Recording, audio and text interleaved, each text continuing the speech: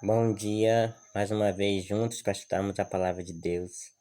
E o texto de hoje é Marcos, capítulo 15, do versículo 33 ao 47. Vamos orar. Obrigado, Senhor, por mais essa manhã que o Senhor nos desperta. Obrigado pela tua palavra. Te pedimos, Pai, que teu Santo Espírito venha nos dirigir neste momento, Senhor, e nos iluminar. Em nome de Jesus, amém.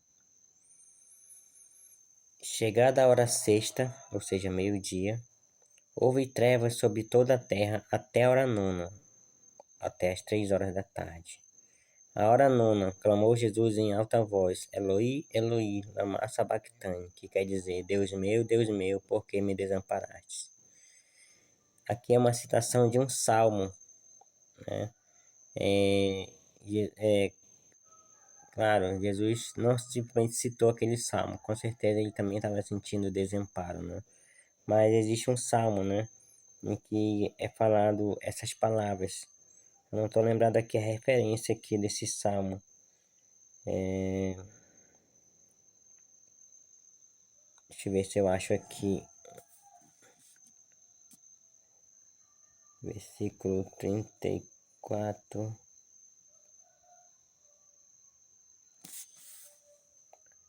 É Salmo 22, versículo 1. Começa assim, Salmo 22. Começa com essas palavras. Deus meu, por que me desamparaste?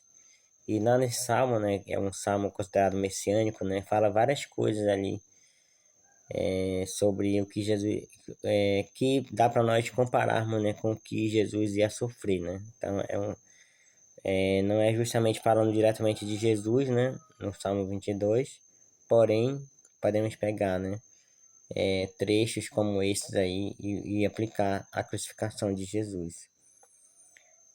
Vamos continuar daqui. Alguns dos que ali estavam ouvindo isso diziam, vede, clama por Elias. E um deles correu a embeber uma esponja em vinagre e, pondo na ponta de um caniço, deu-lhe de beber, dizendo, deixai e vejamos se Elias vem tirá-lo. Então aqui estão escarnecendo de Jesus, né? E esse vinagre aqui, veja que tem duas situações, né? A primeira situação foi vinho com mirra, né? Jesus recusou. Isso foi, né, antes da crucificação, né? Ou ali no início da crucificação, né? Já quando ele já estava prestes a morrer, já foi esse vinagre aqui, né? Que era uma bebida, na verdade, não sei se é assim que se pronuncia, né? Mas eu vi aqui esse vinagre seria a posca. Eu não sei se é assim que pronuncia. Que é uma bebida barata usada ali pelos soldados romanos, né? Que misturava água com vinagre e algumas ervas, alguma coisa assim. Então, era uma bebida comum ali para eles, né? E dessa vez ele não, em João fala que dessa vez ele toma esse vinagre, né? Claro, não é só mesmo para molhar a garganta ali, né? E Jesus agora ele sabe que ele já vai morrer, né? E logo depois dele tomar o vinagre, ele brada, né? E morre, né? Aqui no texto não fala. Deixa eu ver se ele fala aqui.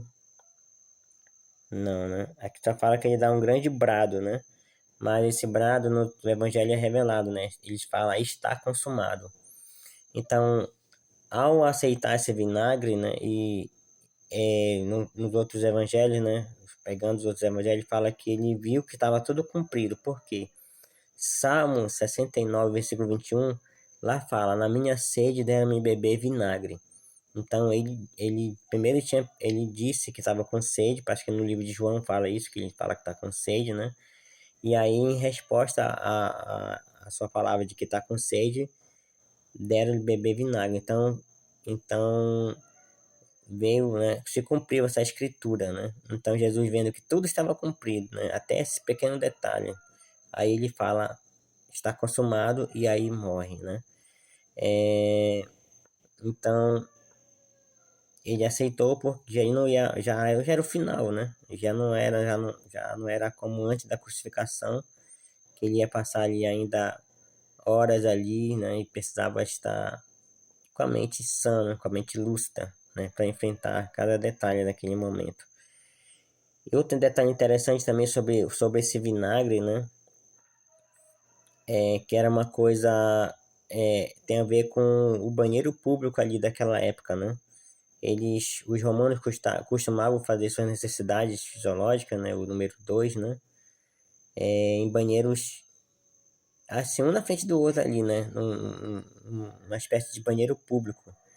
E aí passava uma água, né? Ali diante deles ali. E eles pegavam uma esponja numa vara, né? Amarrada ali numa vara. Metiam essa mesma esponja era compartilhada por todos, né? Eles metiam ali daquela água que passava, era uma água corrente que passava ali, né? Tipo uma vala ali. Eles metiam aquela esponja dentro da água, né? E, eu passava ali nas suas partes ali para higienizar, né? E depois eles metiam aquela esponja dentro de um recipiente com vinagre, que era para desinfectar, né? E aí quando acabava de desinfectar, aí passava, né, aquela esponja para outra pessoa fazer uso também, né? Que era um banheiro usado coletivamente ali, não tinha parede entre eles, né? Eles estavam ali conversando, né? E enquanto fazia suas necessidades, né? E então essa esponja, né? Num caniço, como fala aqui, né? E a qual foi usada para dar vinagre para Jesus, né? Por mais que não tenha vindo diretamente de um banheiro público, mas dá essa lembrança, né? Então era como se Jesus, é como se ele estivesse comparando, né? A boca de Jesus, né? Exatamente. Não vou falar aqui a palavra, né? Mas os entendedores entenderão, né?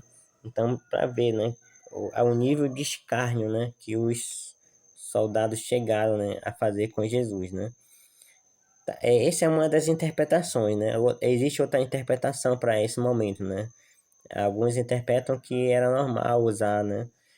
Também a esponja amarrada numa vara, no caniço, né? Para limpeza, para dar alimento para uma pessoa doente, ferida.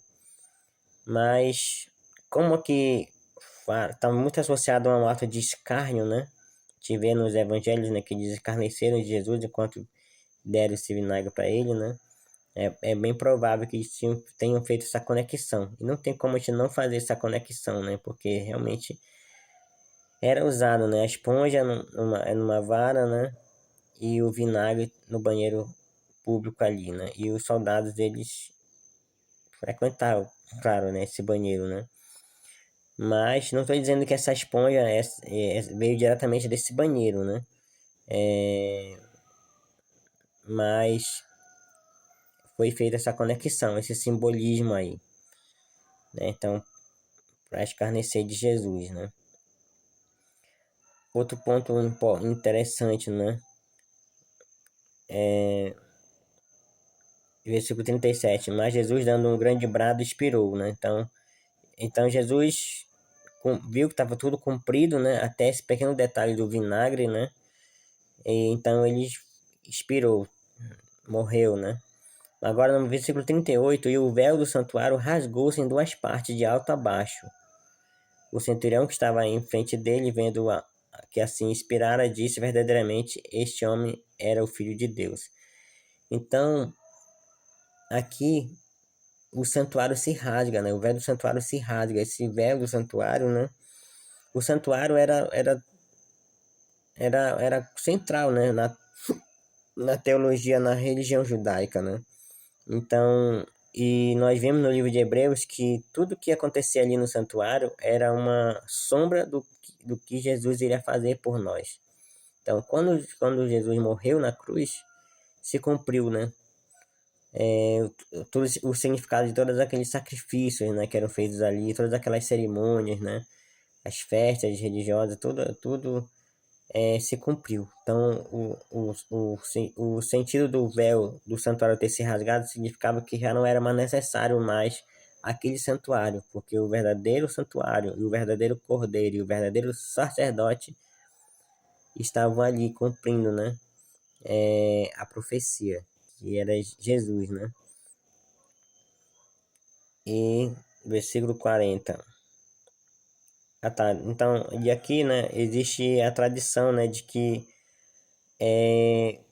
esse homem, né, se converteu, né, esse centurião, né, e também, não sei, não lembro que se foi o mesmo que perfurou o lado de Jesus, né, se foi o mesmo centurião, não tô lembrado aqui porque aqui não fala, né, dessa parte, né, fala em outro evangelho, mas também fala, né, que aquele homem que perfurou o lado de Jesus também se converteu, né, inclusive ele é até venerado, né, na Igreja Católica como São Longuinho, né,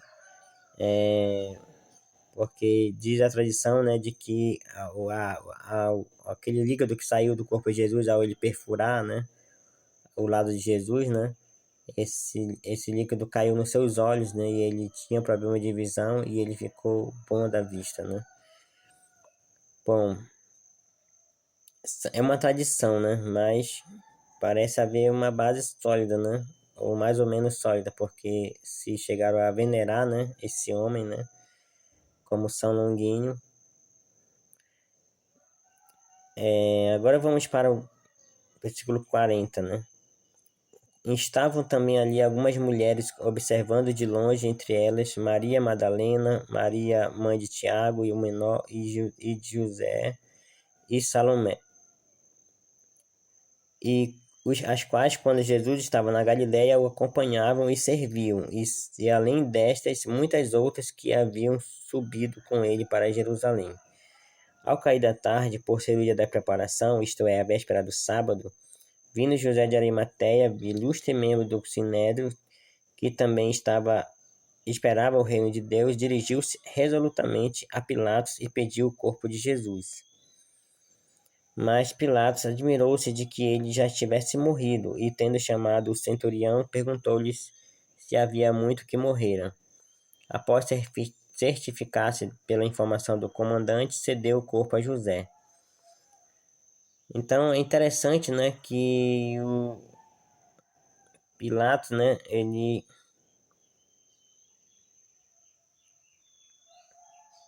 se admirou de Jesus ter morrido logo. Por quê? Porque quem morria, os crucificados, né, eles geralmente eles demoravam a morrer até mais de 2 dias, né, de 2 a 3 dias, né, porque a morte da cruz não foi planejada para ser uma morte rápida, vai ser uma morte lenta, humilhante, né.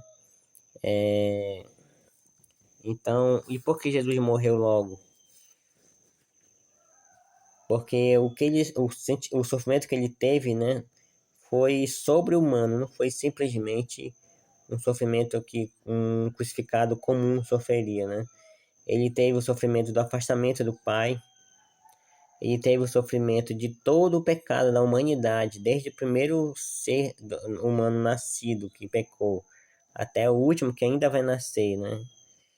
Desde o primeiro até o último pecado cometido, né, pelo ser humano, foi lançado sobre ele, a culpa de tudo aquilo foi lançado sobre ele. Então imagina, um ser puro, perfeito, imaculado, né, santo, um com o Pai desde a eternidade, né, sofrer, receber a culpa de todo o pecado, né, cometido, né, e ali o afastamento do Pai, então a rejeição que ele sofreu pelo seu povo, tudo isso aí quebrou o coração de Jesus, né? Literalmente, né?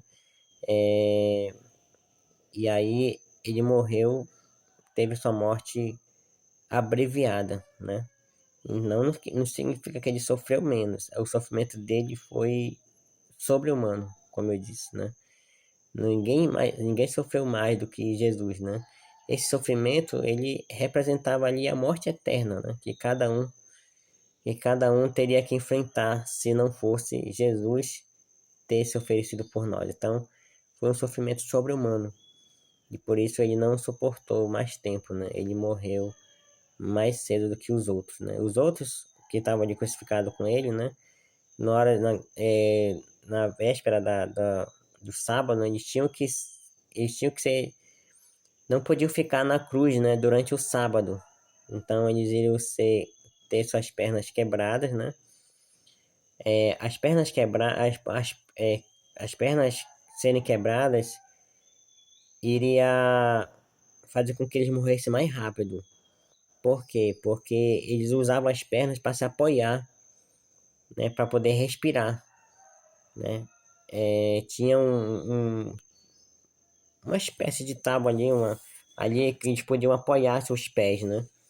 E, e assim durar mais tempo, né? Ali na cruz, mais tempo vivo, né? Para poder respirar melhor, né? Que o peso do corpo sufocava eles. E aí, com as pernas quebradas, eles não tinham mais como se apoiar. Então, o sofrimento, eles iam morrer mais rápido, né? Então, a ideia era essa, né? Mas o fato é que é, no começo no pôr do sol, né? Esses homens ainda estavam vivos, né? E Jesus já estava morto, né?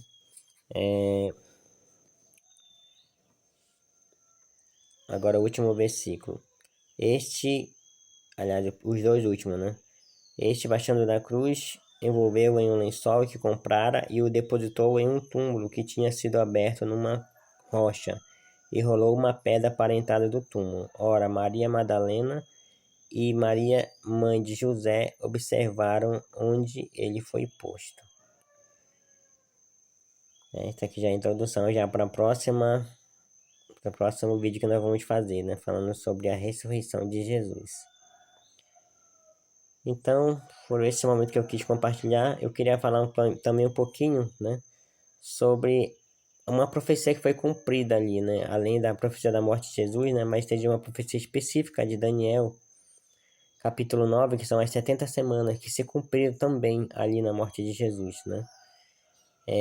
Só que o tempo do vídeo aqui já esgotou, né, mas a gente vai voltar, a gente vai falar nisso aí no próximo, numa próxima oportunidade.